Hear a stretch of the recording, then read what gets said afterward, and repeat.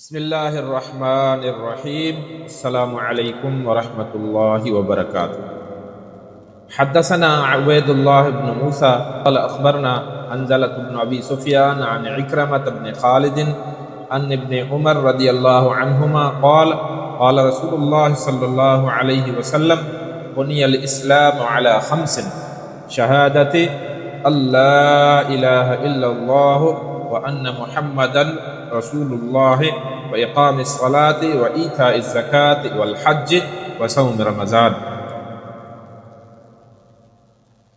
इब्ने उमर रज़ियल्लाहु तआला अन्हुम से रिवायत है कि रसूलुल्लाह सल्लल्लाहु अलैहि वसल्लम ने फरमाया, इस्लाम की बुनियाद 5 चीज़ों पर है।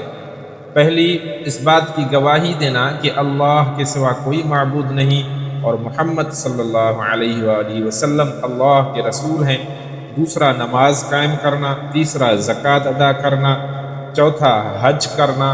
और पांचवा, रमज़ान के रोज़े रखना। उसका इंग्लिश है कि narrated by Ibn Umar, Allah's apostle said, Islam is based on the following 5 principles.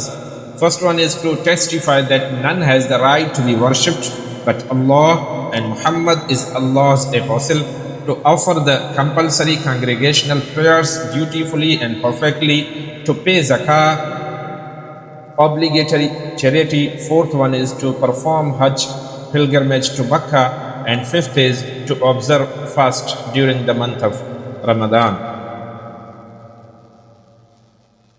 दोस्तों, इस हदीस को सबके जारिया के तौर पर शेयर करें और सब्सक्राइब करें। अल्लाह ताला आपको अजर अज़ीम अता फरमाए। Thanks a lot, very kind of you.